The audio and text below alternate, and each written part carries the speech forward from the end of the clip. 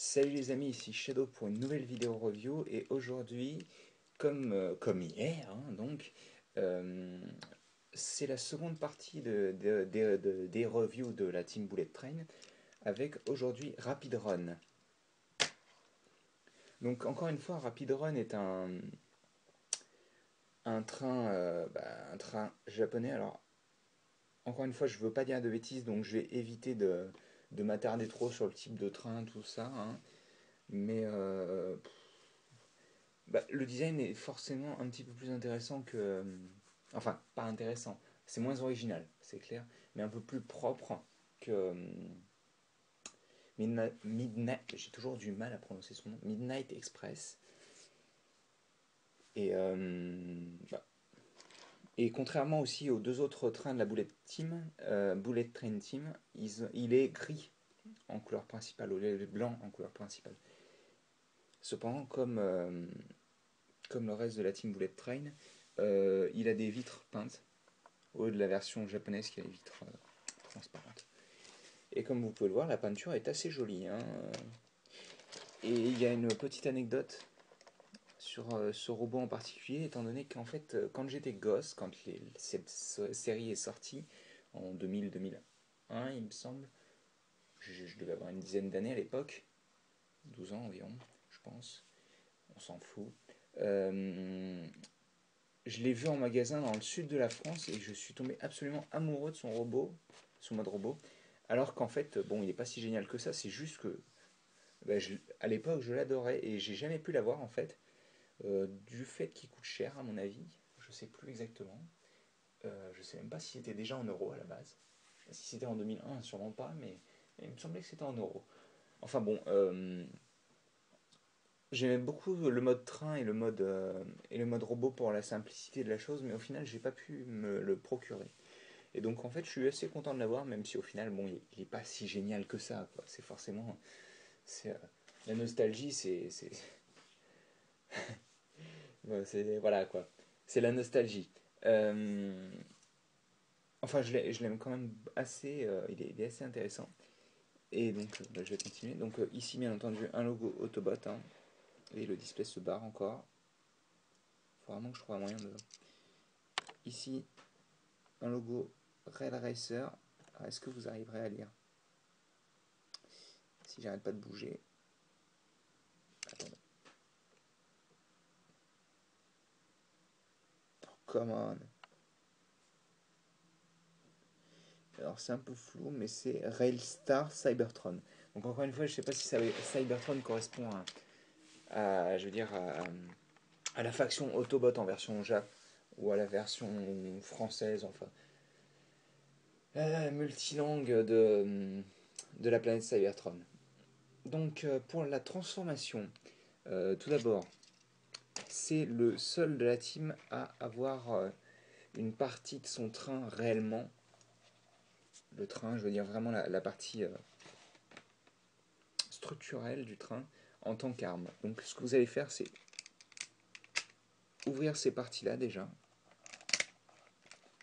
et ensuite séparer toute cette partie-là et la mettre sur le côté. Donc voilà, ça donne ça, hein. Ensuite, vous venez en dessous, vous séparez un peu les jambes et vous retirez ce qui va devenir le missile de cette arme-là.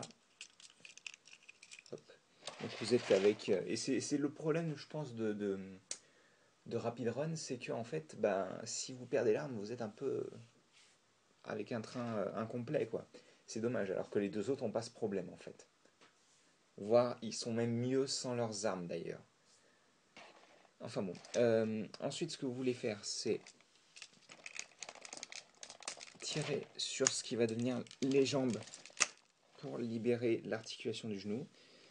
Ensuite, alors le pied est assez intéressant. Vous prenez cette partie-là, vous la pivotez donc à 90 degrés. Vous tirez dessus de manière à ce que vous voyez le petit réacteur sortir. Ensuite, vous prenez cette partie-là, vous la pivotez à 90 degrés. Hop. Et vous prenez tout l'assemblage, pas juste la partie qu'on vient de pivoter à 90 degrés, tout l'assemblage, et vous le pivotez dans l'autre sens à 90 degrés. Donc pareil de l'autre côté, hein. Prenez, vous tirez, vous pivotez. Et donc on a un train sur jambe. Ensuite, vous tirez un petit peu cette partie-là et vous sortez ce qui va devenir donc les bras. Voilà, comme ceci. Et vous prenez tout l'assemblage ici et vous le pivotez vers le bas de manière à obtenir ceci. Donc ça commence à prendre forme, comme vous pouvez le voir. Ensuite, vous prenez toutes les hanches et vous les pivotez à 180 degrés. Oh, décidément, mes angles ne vont pas bien aujourd'hui. Vous prenez donc les bras et vous les étendez de manière à ce qu'ils soient droits, quoi, en gros. Hein. Et vous avez presque terminé. Vous avez un train avec des bras, des jambes, mais pas de tête. Donc vous prenez cette partie-là, vous la pivotez vers le bas, vous prenez tout cet assemblage et... Ouais, voilà. Alors je sais pas pourquoi, mais le mien refuse de faire sortir la tête facilement, c'est assez énervant. J'ai pas compris pourquoi, excusez-moi, je vais la sortir. Je vais essayer de la sortir. Come on.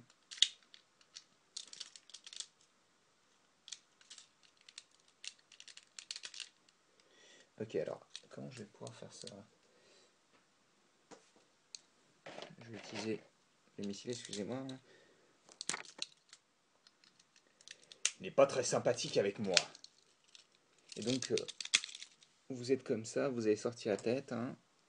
Ensuite, vous refermez le nez du train et vous avez terminé la transformation du mode robot. Alors, détail assez énervant, il n'a pas de pivot au niveau des cuisses, ce qui fait il fait très droit battant dans le cul, si vous voyez ce que je veux dire. Ensuite, alors l'arme, vous avez plusieurs manières de faire. Vous avez donc la manière lance-missile. On va refermer ça. Vous prenez la petite poignée ici et vous insérez le missile. Ça vous donne un lance-missile, tout ce qu'il y a de plus banal. Hop. Et qui ressemble à rien d'ailleurs. Hein. Tu restes avec moi, toi. Mais il y a une meilleure manière de faire, selon moi, dans tous les cas.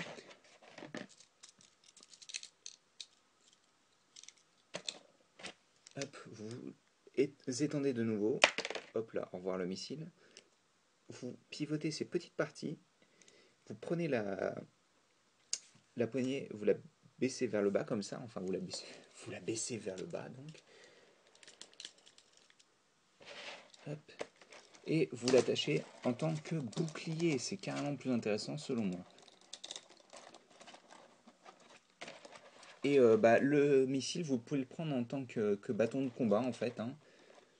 Vu qu'il tient dans sa main, et je trouve très franchement que c'est beaucoup plus sympathique d'avoir un robot avec une sorte d'arme. Ça ressemble pratiquement à une grenade en fait.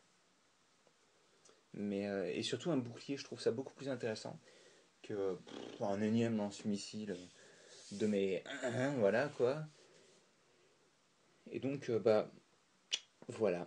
Alors niveau articulation, on a du ball joint sur l'épaule, hein. Pas de problème. Pivot, pivot. Voilà, comme ceci. Niveau tête, on a un ball joint, mais qui fait en gros office de pivot et qui ne pivote pas beaucoup parce qu'il est bloqué par les côtés du train. Encore une fois, c'est pas très grave. Et enfin, au niveau des jambes, bon, bien sûr, les hanches peuvent pivoter grâce à la transformation. Et les hanches, c'est un ball joint. Et les genoux, c'est un pivot. Les pieds n'ont pas vraiment d'articulation, si ce n'est ceux de la transformation, quoi. Alors, c'est assez difficile de juger Real Spike parce que c'est un des jouets que j'ai toujours voulu avoir de mon enfance.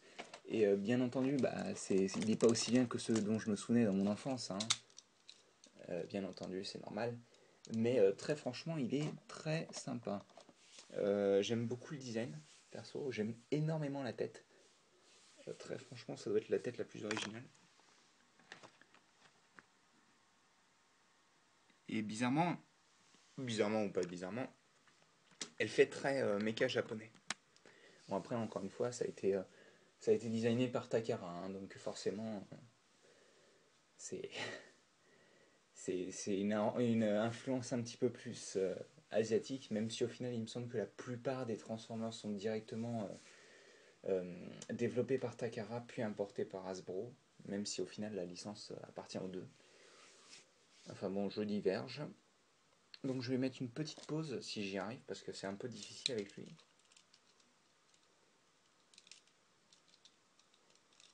Mais ben, encore une fois, bon, si vous en... c'est vrai que c'est difficile de recommander des figurines qui ont une dizaine d'années, mais bah, si vous pouvez l'obtenir, pourquoi pas. Après tout, il a un bon design, je trouve, et vous ne voyez que le bouclier, c'est génial. Mais il a un plutôt bon design, je trouve, comme je viens de le dire.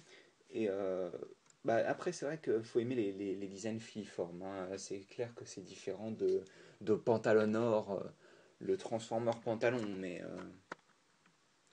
mais c'est vrai que bah, je trouve quand même que les deux designs se valent du fait qu'ils sont tous les deux assez originaux et que bah, au final, c'est quand même des trains. C'est vrai qu'on n'en a pas eu beaucoup en Transformer, donc pourquoi pas, hein, j'ai envie de dire. Surtout en plus des trains à grande vitesse, enfin des bullet trains, donc c'est vrai qu'on n'en a pas eu beaucoup. Et bah, les deux designs pour le moment se valent. Ils sont totalement différents, mais c'est vrai qu'ils ont tous leurs points forts et leurs points faibles. Donc bah, je vais vous laisser sur cette superbe photo de Pantalonor et de Fil de Ferror plutôt. Ah, c'est non pourri. Et donc on se retrouve demain pour la dernière review, ou serait-ce vraiment la dernière, de la team Bullet Train avec Rail Spike. Allez, à plus tard.